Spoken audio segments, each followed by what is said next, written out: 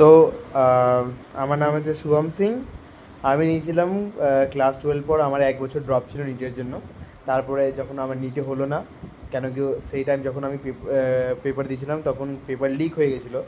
তার কারণ হচ্ছে গিয়ে মানে আমার তো অত র্যাঙ্ক আসতো না, তাও আমি ভেবেছিলাম যে অন্য বছর আমি ট্রাই দেবো, কিন্তু তার বছর আমার এনটিএর উপরে ভরসা ছিল না। মানে কিছু না কিছু তো এনটিএ করতোই, আর সেইটাই হলো, আবার পেপার লিক করলো। তাই বলে আমি নেক্সট অ্যাটেম্প দিইনি, সেকেন্ড অ্যাটেম্পটেই আমি ছেড়ে দিলাম। তো আমি ক্লাস 11-এ সায়েন্স নিয়েছিলাম। আমার ভয় ছিল যে আমি 60%, আমার 70% এসেছিলো বাই দ্য ওয়ে ক্লাস 10-এ। তখন আমি ভেবেছিলাম যে সায়েন্স নেব। তো আমি যখন সায়েন্স নিচ্ছিলাম সবাই ভয় খাওয়াচ্ছিল যে সায়েন্স নিয়ে পারবি না, এত কম মার্কস এসছে কী করে পারবি।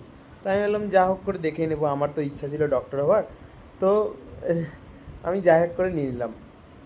নেওয়ার পর যখন বুঝতে পারলাম যে সায়েন্স অনেকই টাফ, প্রথম কাজ হচ্ছে কি আমি ডক্টর হতে চাইছিলাম, কিন্তু আমার কোনো গাইডলাইন না হওয়ার কারণে আমি পিওর সায়েন্স নিয়ে নিয়েছি। ম্যাথসও নিয়ে নিয়েছি বায়োলজির সাথে, যেটা আমার সব থেকে বাজে কাজ ছিল জীবনের। আমি ম্যাথসও টলারেট করতে হচ্ছিলো, তার সাথে বায়োলজিও টলারেট করতে হচ্ছিলো। তার মধ্যে আমি মাঝখানে ফেঁসে গেছিলাম। তো আমাকে বলছিল যে তুই জেই এর এক্সাম দিবি আর নিটের এক্সাম দিবি, সেটা আমার দ্বারা হতোও না। তো ক্লাস 11 যা তা করে আমি ক্লাস 11-এ ফিজিক্সে ফেল করেছিলাম। তো ক্লাস 11 যখন যা তা করে বেরিয়েছে, ক্লাস 12 ভেবেছিলাম যে ভালো করে পড়াশোনা করবো। এটা রিয়ালিটি চেক, মানে প্রত্যেকটা স্টুডেন্ট যারা মানে বেসিক্যালি সায়েন্সে একটু উইক থাকে, তাদের সাথে এটা হয়। প্রথম কথা হচ্ছে টিউশন খুঁজতে গিয়ে অনেক হয়, ঝামেলা হয়।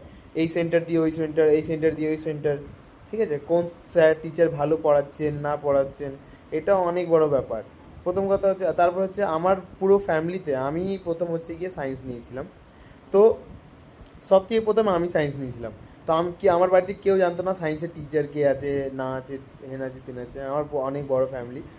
তো আমি প্রথম হচ্ছে গিয়ে আমার প্রথম স্ট্রাগল করতে হলো একটা ভালো টিচার খুঁজতে। আমার মা বাবা অত পড়াশোনা করেনি, ঠিক আছে, প্রথম টিচার খুললাম, তারপরে অনেক কিছু হলো।